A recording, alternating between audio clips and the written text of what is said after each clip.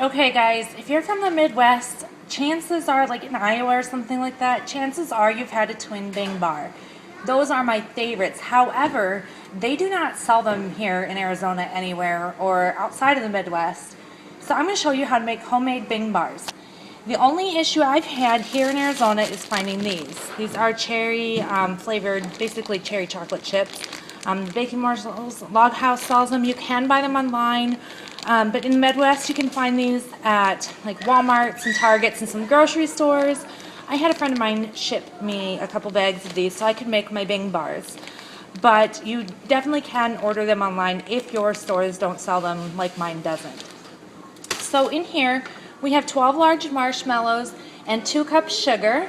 To it, I'm going to add 1/2 a cup of butter or margarine, 2/3 cup evaporated milk, an 1/8 a teaspoon of salt, and then we're going to melt this over medium heat. Make sure to stir continuously, otherwise it will burn.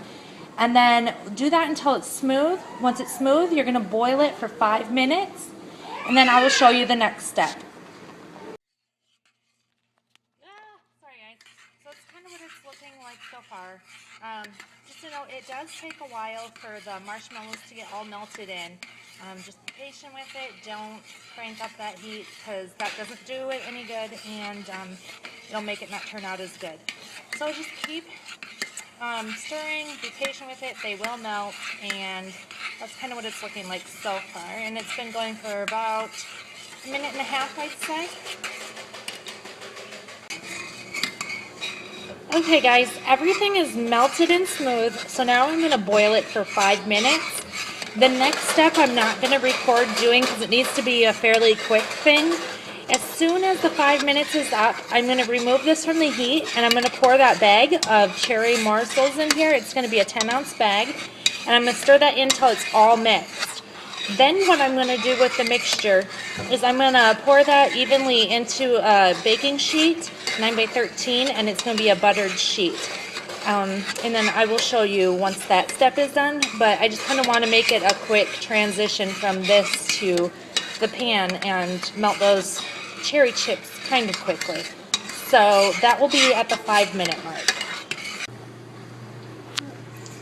Alright guys, so this is kind of what the base looks like. I have it in my glass baking pan.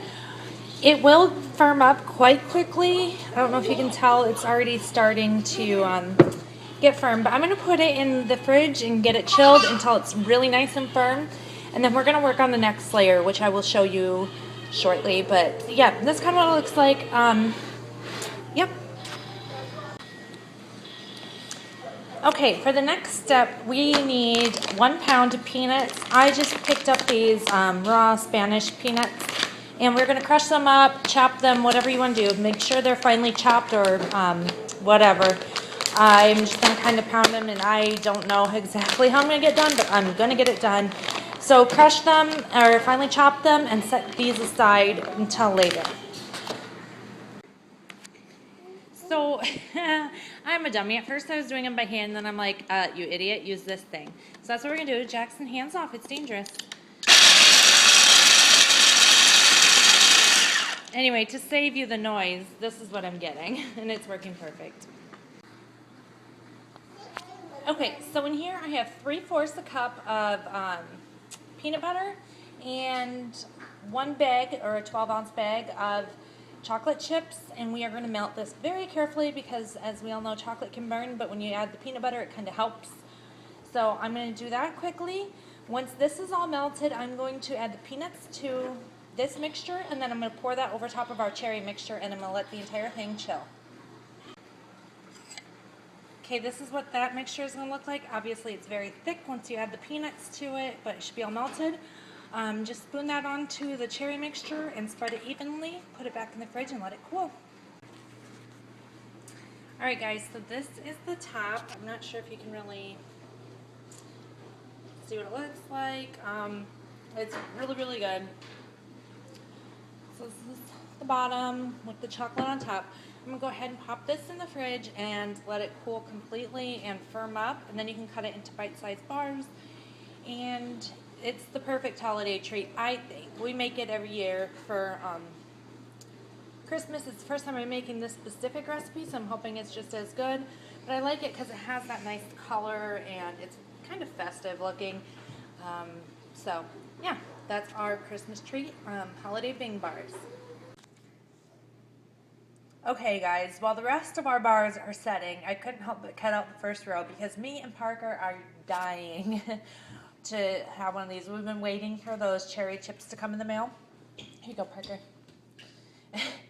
Anyway, so this is what they look like on the bottom.